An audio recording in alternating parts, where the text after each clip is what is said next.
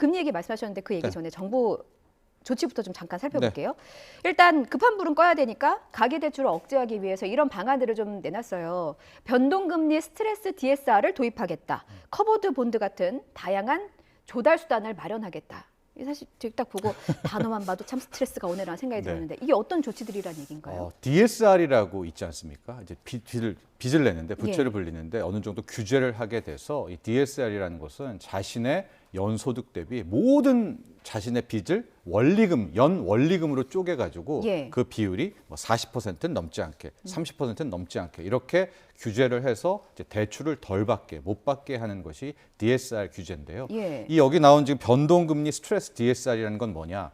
최근에 이 DSR을 피해가는 꼼수가 있었던 거예요. 그게 뭐냐면 만기를 50년으로 늘리는 거예요. 예전에는 막 30년 만기로 해서 빌렸는데 지금 맞아요. 50년에 걸쳐서 이렇게 나눠서 갚으면 그렇습니다. 그럼 자기의 금액이 좀 빚을 줄어들죠. 원리금으로 쪼개면 어떻게 했습니까? 줄어들죠. 매달 부고 그렇습니다. 예. 그러면 돈을 더 많이 빌릴 수 있고 이렇게 피해갈 수 있으니까 이 만기를 이제 50년, 40년 안 내는 것과 더불어 예. 변동금리 DSR이라는 건 뭐냐면 이 빚의 위험 중에 하나.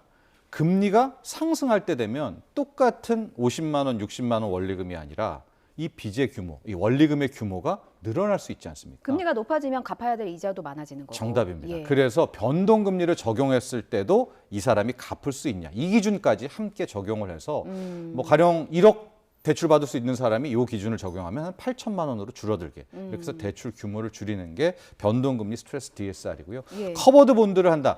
이것도 어려운 얘기인데 우리나라의 우리 은행들의 고정금리는 실은 가짜 고정금리예요.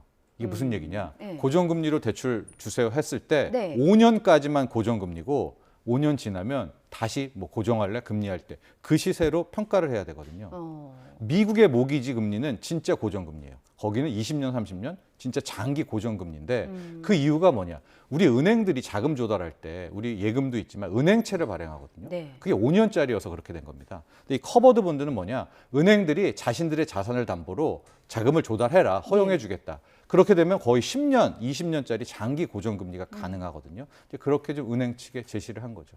그러면은 이 은행 측에 제시한 조건들이 지금 상황에서 적절한 조치라고 평가할 수 있는 건가요? 뭐 단기적으로는 괜찮겠으나 예. 이렇게 생각을 해볼게요. 올해 연초부터 왜 이렇게 가게들이 빚을 늘렸을까?